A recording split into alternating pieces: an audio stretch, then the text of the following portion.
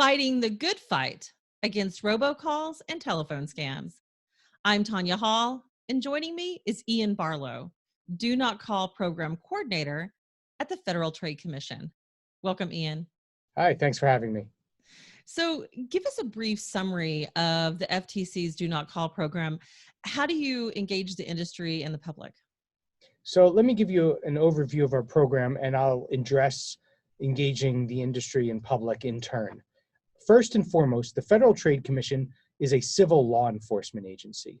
So the primary core aspect of our Do Not Call program and our robocall program is enforcing the telemarketing sales rule. That's our rule that prohibits abusive and fraudulent calls.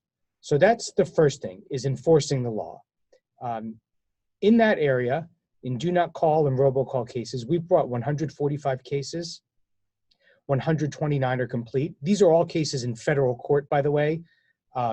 We don't issue fines. We go into court and obtain judgments. So in those cases, we've collected $124 million. We've sued 479 corporate defendants, 387 individual defendants. And of those 145 cases, 129 are complete. We're very proud of our law enforcement record. We believe it's an unmatched record of litigating to sue and stop robocallers and do not call abusers. But we know that law enforcement alone is not going to solve this problem. It's a problem that takes more. So we have a long history of also working with industry to try and incentivize development of technological tools to help address robocalls.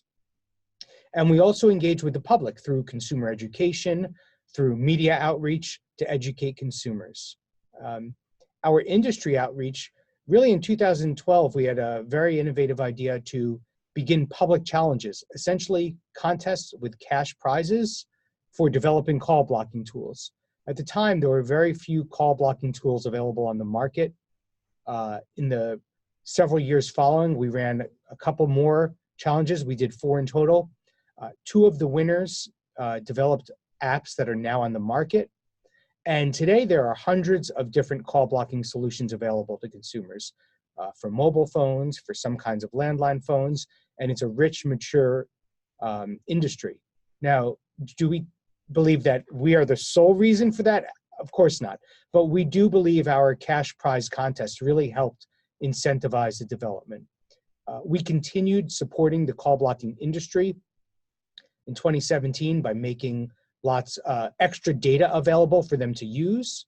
So we have a long history of engaging with industry to help the robocall problem. And then on, educating the public is another key aspect. We just launched a new website that makes even more data available. It's our Tableau Public, and it gives a rich source of data available to the public. And we also have extensive consumer education information available at ftc.gov/calls. That's ftc.gov/calls for consumer education information. So we take that 3-prong approach. The 3 prongs are law enforcement, working with industry, and also educating consumers. That's an overview of our general outline of our robocall and do not call enforcement program. You mentioned some pretty impressive numbers working with law enforcement. How do you go about engaging law enforcement? Well, we are law enforcement. We don't engage law enforcement. We are a civil law enforcement agency. We actually bring the cases ourselves. I'm the lead litigation counsel in many robocall and do not call cases. We also do partner with other agencies in some instances. In our last massive robocall sweep or law enforcement coordinated action, we did have 25 state and federal partners, but a big percentage of the cases are brought by us. We investigate, we sue, we get judgments, and we enforce the judgments. You mentioned a refund program. The FTC administers a refund program for consumers who are scammed by illegal telemarketing operations. Where does that money come from, and how much do you pay out a year? So I don't have the statistics year by year, but I can tell you through our total of do not call and robocall cases, we've returned to victims of the scam roughly $72 million. Okay.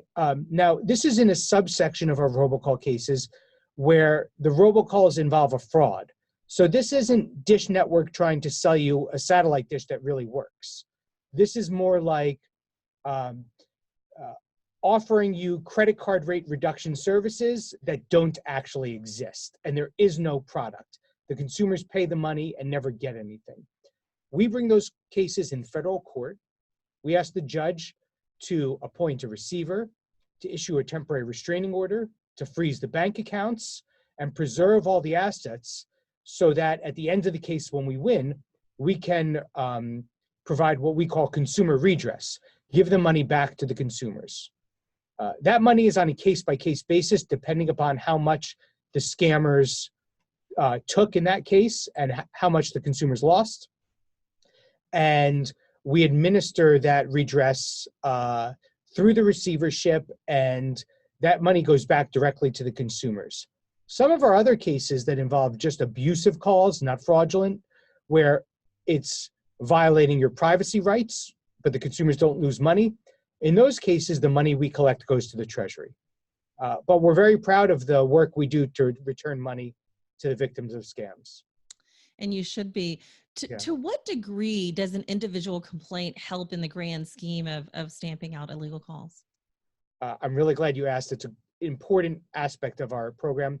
So consumer complaints are some of the most important data we get in helping us identify which are the most important bad actors to target.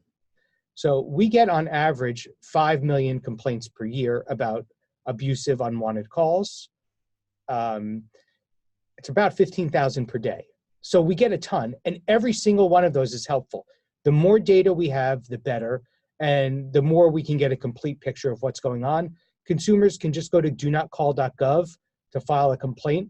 It's not a complicated process. It's donotcall.gov, and the more information we get, the better. Does the robocall program just come down to a technological cat and mouse game? I mean, will one side always find a way to outdo the other, or is the technology solution, or is there a technology solution possible? So I don't know that we will ever end robocalls because it's an efficient, inexpensive way for fraudsters to reach potential victims and for even legitimate companies to reach potential customers, even if it's through an abusive, unwanted means. But I think we are going to see a reduction. There are tools on the market that are becoming more prevalent. There is call authentication technology on the horizon that will help restore trust in caller ID numbers. They call that protocol Stir Shaken. It's a protocol through which the caller ID is verified. So on your phone, when you answer, you will see whether the person calling you has permission to use that caller ID number or not. That's going to help restore trust in the caller ID network. Additionally, there are the FCC recently authorized telecom companies to engage in more blocking on their own. That's not consumers downloading an app. That's the actual telecom carriers now having authority to block more calls at the network level. So we think you're going to see a reduction. We think these are going to help. And of course, we're going to continue our strong law enforcement. What are the most effective steps that consumers can take to reduce the number of unwanted calls they receive? Sure. So it's pretty simple. Number one, do not engage with an illegal robocall or an illegal call to your number on the do not call list. So what that means is if you see a caller ID number you don't recognize, don't answer it. Of course, if you're expecting an important call and you have to, go ahead and answer. But the minute you know it's an illegal call, just hang up. Don't engage. Don't try and waste their time to get back at them. That actually makes it more likely you'll get more calls. The second is register for donotcall.gov. Go to donotcall.gov and register. This will stop calls from companies that comply. So the companies that want to comply with telemarketing laws will stop calling you once you register. But it also tells you if you're still getting a call, you know they are illegal and you know there's somebody you don't want to do business with. So it's a good signal to you. That's somebody who's calling me in violation of the telemarketing laws. So number 2 is register. And then number 3 is report. As I said earlier, go to donotcall.gov, report unwanted calls. The more data we have, the better. And then the 4th thing is consider a call blocking solution. In the App Store, there are hundreds of available for consumers. For home phones, you can check with your home phone provider. There are many available, particularly for home phones that work on VoIP. So those are the 4 recommended steps. Just to sum it up, basically it's hang up and don't engage. Second, you report the calls to us at donotcall.gov. Third, register at donotcall.gov. And 4th, consider a call blocking solution. Ian Barlow, Do Not Call Program Coordinator at the Federal Trade Commission. Thank you so much for the work that you're doing and trying to stamp this out. If somebody wants to connect with you, how can they do that? So the best thing to do for more information is go to ftc.gov/calls, and they can get all the information they need there. That's really the best step for consumers to have the information they need. Thanks again, Ian. And if you guys want to find more of my interviews, you can do that right here or go to tonyahall.net. Thanks, Ian.